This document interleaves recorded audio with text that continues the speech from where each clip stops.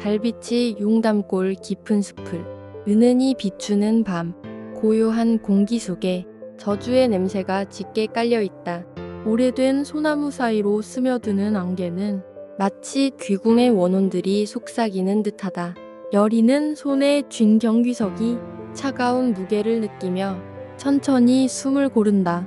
무녀 가문의 마지막 유산이자 저주를 풀 열쇠인 이 돌은 양날의 검이다. 경귀석을 사용하면 팔척귀를 물리칠 수 있지만 강철이의 영혼을 소멸시킬 위험도 있다. 그녀의 눈동자에는 결연함과 두려움이 뒤섞여 있다. 붉은 무녀복이 바람에 나부끼고 머리 위 장신구가 달빛에 반사되어 신비로운 빛을 발한다.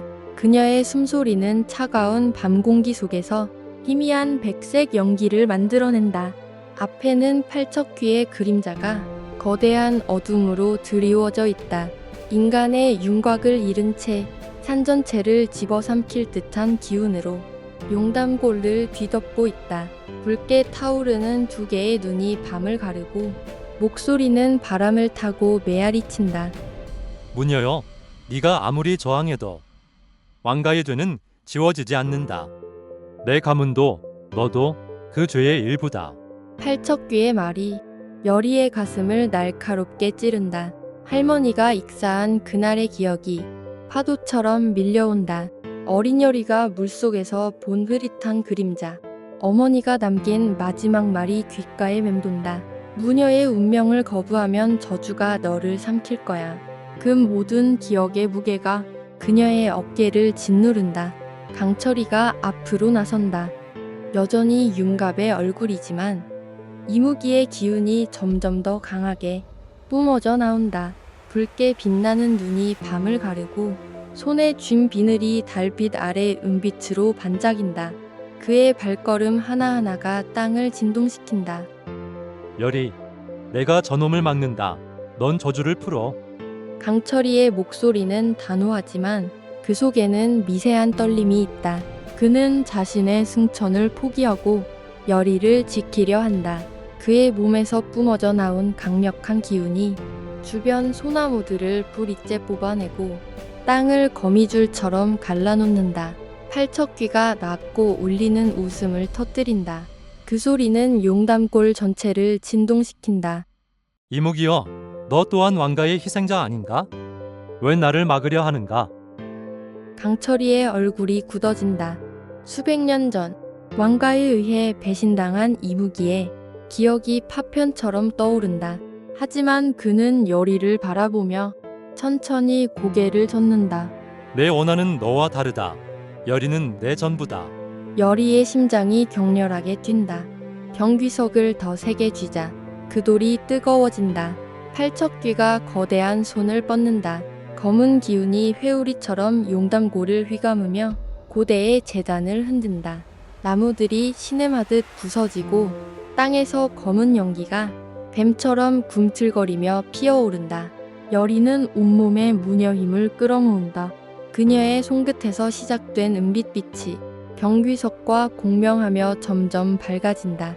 용담골의 어둠이 그 빛에 밀려난다. 팔척귀, 내 한은 내가 풀어주겠다. 하지만 왕가를 무너뜨리는 건 답이 아니야. 여리의 목소리는 단호하지만 그녀의 뺨에는 눈물이 흐른다. 강철이가 팔척귀와 격렬하게 맞서 싸우는 모습을 보며 그녀는 재단을 향해 달려간다. 발걸음 하나하나가 무겁지만 멈출 수 없다. 저주를 푸는 의식을 시작해야 한다.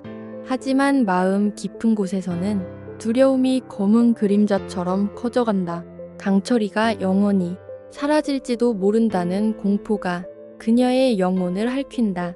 격렬한 전투의 한가운데 기적처럼 윤갑의 영혼이 잠깐 표면으로 떠오른다. 강철이의 붉은 눈빛이 스르르 사라지고 예전의 따뜻한 갈색빛이 돌아온다. 부드러운 변화가 일어난다. 마치 구름 사이로 해가 비치듯 그는 비틀거리며 여리에게 다가간다. 손이 떨리고 얼굴에는 깊은 고통과 변함없는 애정이 동시에 새겨져 있다. 여리야, 내가 여기 있어. 윤갑의 목소리는 나직하지만 그 안에 담긴 진심은 용감골의 차가운 공기를 녹일 듯하다.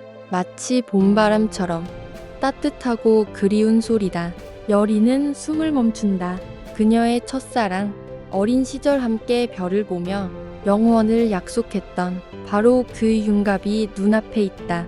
시간이 거꾸로 흘러 그들이 다시 어린아이가 된 것만 같다. 윤갑의 손이 천천히 여리의 뺨을 스친다. 그 순간 시간이 멈춘 듯하다. 달빛 아래 두 사람은 서로의 눈 속에서 지난 세월의 아픔과 그리움, 그리고 여전히 타오르는 사랑을 확인한다. 내가 널 지킬게 언제나. 그 말은 어린 시절들이 나눈 약속을 그대로 되살린다. 여리의 기억 속에서 그때의 순수했던 순간들이 파노라마처럼 펼쳐진다. 그리고 여리는 떨리는 손으로 그의 손을 잡는다. 눈물이 뺨을 타고 구슬처럼 흘러내린다. 윤갑아, 왜 이렇게 늦게 돌아온 거야? 그녀의 목소리는 마치 갈라진 유리처럼 부서져 있다. 윤갑은 슬프면서도 아름다운 미소를 지으며 그녀의 이마에 입을 맞춘다. 그 입맞춤은 깃털처럼 가볍지만 그 안에는 모든 사랑과 후회가 담겨 있다. 미안해, 여리야. 내가 너무 멀리 갔었나 봐. 하지만 그 소중한 순간은 구름이 달을 가리듯 짧다. 강철이의 강력한 기운이 다시 파도처럼 밀려와 윤갑의 의식을 집어삼킨다. 그리고 그의 눈이 다시 붉게 변하며 이무기의 힘이 몸을 장악한다. 여리, 물러서. 강철이의 목소리가 천둥처럼 메아리친다. 그는 윤갑의 몸을 완전히 장악하며 다시 팔척기와의 치열한 싸움으로 돌아간다. 너희 둘 다 잃을 순 없어. 여리의 절규가 용담골의 모든 바위와 나무에 부딪혀 메아리 친다. 그 소리는 마치 산 전체가 우는 것 같다. 그때 멀리서 익숙한 목소리가 안개를 뚫고 들려온다. 수살귀 오김이 마치 꿈에서 나온 듯 나타난다. 긴 검은 머리가 바람에 물결치고 그녀의 눈에는 깊은 연민이 고여있다. 오김이 부드럽게 여리의 어깨를 감싼다. 차가우면서도 위로가 되는 손길이다. 무녀여, 너의 마음이 저주를 풀 진짜 열쇠다. 그때 작은 그림자가 깡충깡충 튀어나온다. 야광기다. 작은 체구에도 불구하고 그의 앙증맞은 얼굴에는 굳은 의지가 서려 있다. 긴장된 상황에서도 그는 미소를 잃지 않는다. 야광귀가 여리의 옷자락을 작은 손으로 꼭 잡고 깡충거린다. 할미 믿어. 우리 무녀 언니가 해낼 거야. 그 작은 손길이 여리의 마음에 따뜻한 용기를 불어넣는다. 여리는 오김과 야광귀의 응원에서 새로운 힘을 얻는다. 경기석을 다시 바라본다. 그 돌은 단순한 보석이 아니다. 그녀의 운명, 그리고 강철이와 윤갑이 운명을 결정할 열쇠다. 생명과 죽음, 사랑과 희생의 경계선이다. 하지만 여리의 마음은 여전히 폭풍 속에 있다. 강철이를 구하기 위해 윤갑을 포기해야 할까? 아니면 윤갑을 살리기 위해 강철이를 희생해야 할까? 두 선택 모두 그녀의 심장을 찢어놓는다. 여리는 눈을 감고 깊이 숨을 들이쉰다. 용담골의 차가운 바람이 그녀의 머리카락과 옷자락을 휘날린다. 그 바람 속에서 그녀는 답을 찾는다. 내가 너희 둘 다 지킬 거야. 그녀의 속삭임은 바람보다도 부드럽지만 그 안에는 무녀로서의 확고한 각오가 담겨 있다. 말발굽 소리가 용탐골에 울려 퍼진다. 왕 이정이 도착한다. 그의 갑옷은 달빛에 차갑게 반사되고 얼굴에는 깊은 후회와 단단한 결심이 동시에 새겨져 있다. 그는 말에서 내리자마자 열이 앞으로 다가간다. 그리고는 갑옷이 부딪히는 소리와 함께 열이 앞에 무릎을 꿇는다. 왕이 무녀에게 무릎을 꿇는 전례 없는 일이다. 무녀여, 모든 것이 내 잘못이다. 이정희 목소리는 마치 가을 낙엽처럼 떨린다. 무녀 가문은 왕가를 지키기 위해 희생당했다. 내 할머니의 죽음마저도 내 조상들이 저지른 끔찍한 죄였다. 그의 고백이 용담골에 공기를 납처럼 무겁게 만든다. 바람마저 멈춘 듯하다. 여리는 그 말에 충격을 받아 몸이 휘청거린다. 할머니가 익사한 그날 물속에서 본 흐릿한 그림자는 단순한 환영이 아니었다. 그것은 귀궁이 저주, 왕가와 무녀 가문 사이에 피로 얽힌 과거였다. 이정은 계속해서 진실을 털어놓는다. 수백 년 전 왕가는 무녀 가문을 배신했다. 이무기와 무녀의 신성한 동맹을 깨뜨리고 그들이 가진 초월적 힘을 두려워하여 저주를 만들어냈다. 그의 눈에는 조상들의 죄를 짊어진 무거운 죄책감이 가득하다. 팔척귀는 바로 그 배신의 산물이다. 그리곤 열이 네가 그 오랜 저주를 풀 수 있는 마지막 무녀다. 여리는 숨이 막힌다. 가문이 왕가를 위해 희생 제물이 되었다는 사실, 강철이가 그 저주의 얽매인 이무기였다는 진실이 그녀의 세계관을 뒤흔든다. 팔척귀가 다시 하늘을 찢을 듯한 포효를 내지른다. 무녀여, 네가 저주를 풀면 너 또한 이 사슬에서 자유로워질 것이다. 하지만 왕가는 결코 절대로 용서받을 수 없다. 그 목소리는 용담골의 바위들을 흔들고 새들을 숲에서 내쫓는다. 여리는 경귀석을 바라본다. 그 돌이 손에서 점점 더 뜨겁게 느껴진다. 마치 살아있는 심장처럼 뛰고 있다. 그녀는 깨닫는다. 이 저주는 단순히 팔척귀 하나의 원한이 아니다. 무녀 가문, 이무기, 왕가에 얽히고 설킨 운명이 수백 년 동안 용담골에 뿌리를 내리고 있었다. 왜 우리 가문이 희생당해야 했나요? 여리의 질문은 절망과 분노가 뒤섞인 외침이다. 이정은 고개를 더욱 깊이 숙인다. 두려웠기 때문이다. 무녀의 신성한 힘이, 이무기의 고대 힘이 언젠가 왕가를 초월할까봐. 여리는 분노와 슬픔이 폭풍처럼 뒤섞인 눈으로 이정을 바라본다. 하지만 동시에 그녀는 깨닫는다. 분노만으로는 이 오랜 저주를 풀 수 없다. 증오는 증오만을 낳을 뿐이다.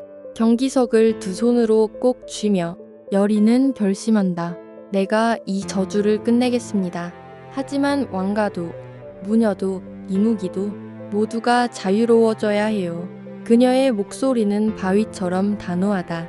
오김이 안쓰러우면서도 자랑스러운 미소를 지으며 고개를 끄덕인다. 야광귀는 여전히 깡총거리며 외친다. 할미가 끝까지 응원할게. 여리는 그들의 따뜻한 응원을 가슴에 품고 제단을 향해 걸음을 옮긴다. 발걸음 하나하나가 무겁지만 그녀의 의지는 점점 더 단단해진다. 마치 강철이 불에 달궈져 더욱 단단해지듯이 여리는 고대 제단의 정중앙에 선다. 경귀석을 중앙에 올려놓자 제단에 새겨진 고대 문양들이 은빛으로 빛나기 시작한다. 하늘에서는 별빛이 쏟아지고 이제 숲속의 생명들이 숨을 죽인 채 그 광경을 지켜본다. 이제 여리는 의식을 시작하려 한다.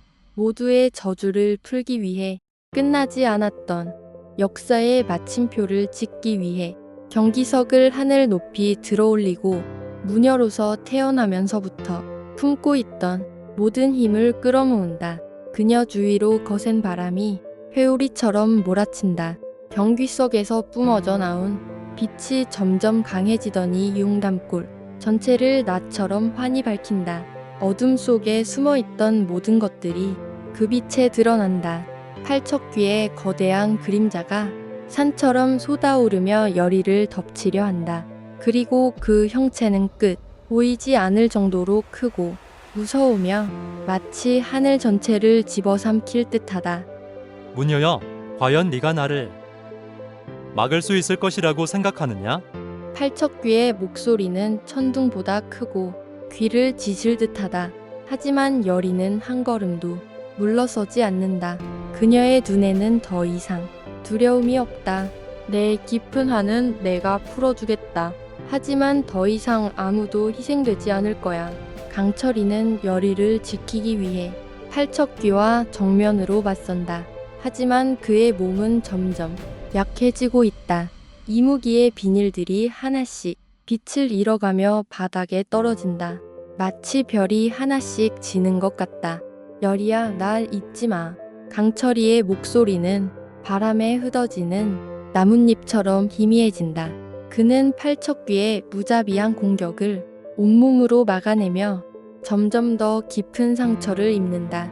하지만 그의 붉은 눈이 열이를 바라볼 때만큼은 부드러워진다.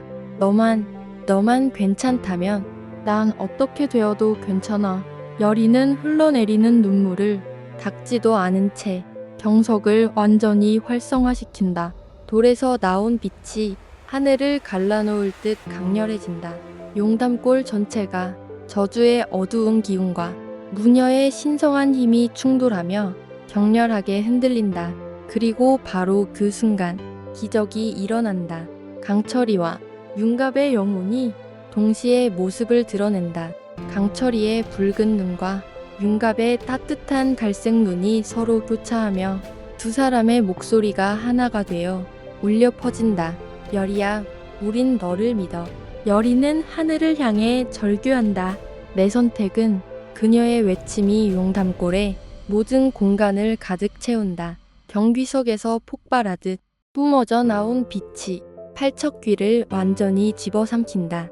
용담골은 거대한 빛에 소용돌이 속으로 빨려 들어간다. 모든 것이 빛으로 변한다. 소리도 형체도 시간조차 멈춘 듯하다. 그리고 서서히 화면이 순백의 빛으로 물들며 사라진다.